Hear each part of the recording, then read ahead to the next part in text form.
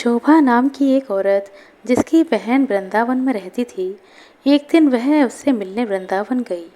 शोभा जो कि काफ़ी पैसे वाली महिला थी, लेकिन उसकी बहन कीर्ति जो वृंदावन में रहती थी, ज़्यादा पैसे वाली महिला नहीं थी, लेकिन दिल की बहुत अच्छी थी, या कह सकते हैं कि दिल की बहुत अमीर थी। उसका पति मिट्टी के घड़े बनाने का काम करता था। शोभा काफ़ी सालों बाद अपनी बहन को मिलकर बहुत खुश हुई, लेकिन उसमें थोड़ा सा अपने पैसे को लेकर अहंकार भी था। वो कीर्ति के घर हर छोटी बात पर उसकी चीज़ों में से नुक्स निकालती रहती, लेकिन कीर्ति जो थी उसको कुछ ना कहकर बस यही कह देती, जो बिहारी जी की इच्छा। लेकिन शोभा हर बात में उसको नीचा दिखाने की कोशिश करती रहती। कीर्ति ने अपनी तरफ से अपनी बहन की आवभगत में कोई कमी नहीं छोड़ी। उसने अपनी बहन का पूरा ध्यान रखा। उसने उसको वृंदावन के सारे मंदिरों के दर्शन करवाए और उनकी महिमा के बारे में बताया। शोभा यह दर्शन करके खुश तो हो गई और उसने महिमा भी सुनी, लेकिन उसका इन चीज़ों में इतना ध्यान नहीं था। बस दर्शन करके वापस आ गई। उसको वृंदावन में रहते हुए काफ़ी दिन हो गए। एक दिन वह अपनी बहन से बोली, कीर्ति, अब बहुत दिन हो गए तेरे घर रहते हुए, अब मुझे अपने घर चले जाना चाहिए। कीर्ति थोड़ा उदास हो गई, बोली, बहन कुछ दिन और रुक जाओ।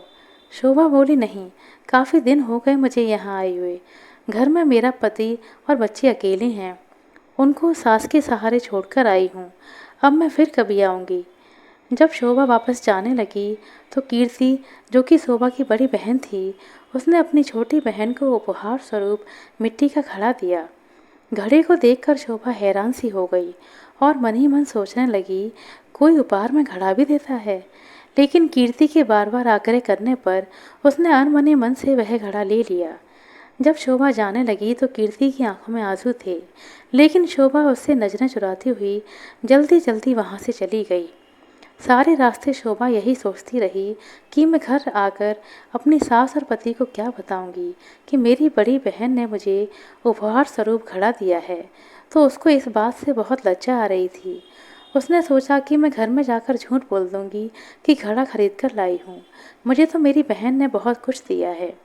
इसी तरह सोचती सोचती घर पहुँची और उसने घर जाकर घड़ा अपनी रसोई के ऊपर रख दिया।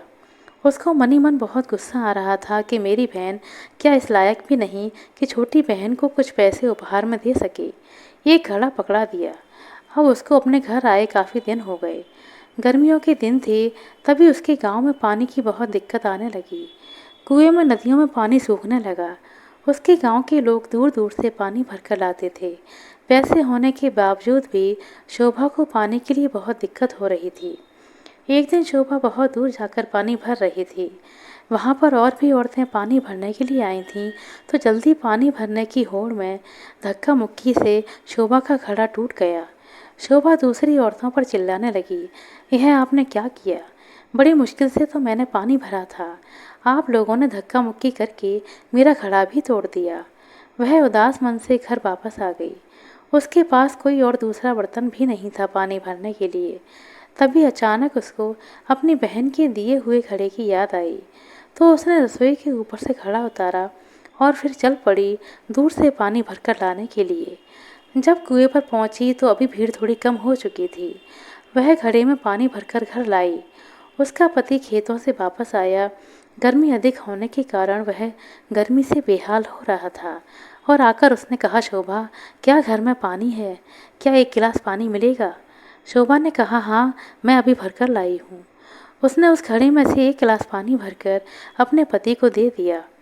गले में से पानी उतरते ही उसका पति एकदम से उठ खड़ा हुआ और बोला, यह पानी तुम कहाँ से लाई हो? शोभा एकदम से चौंक गई और डर गई, शायद मुझसे कोई भूल हो गई है। उसने कहा, क्यों, क्या हुआ?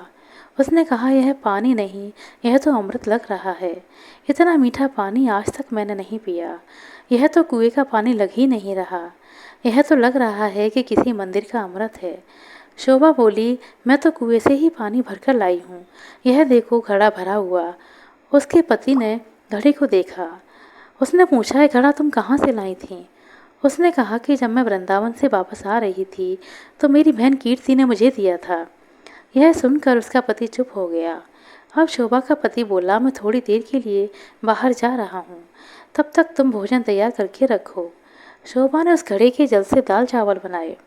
घड़े के पानी से दाल चावल बनाने से उसकी खाने की खुशबू पूरे गांव में फैल गई। गांव के सब लोग सोचने लगे कि आज गांव में कहाँ उत्सव हो रहा है, जो खाने की इतनी अच्छी खुशबू आ रही है। सब लोग एक एक करके खुशबू को सूंघते हुए शोभा के घर तक आ पहुँचे। साथ में उसका पति भी था।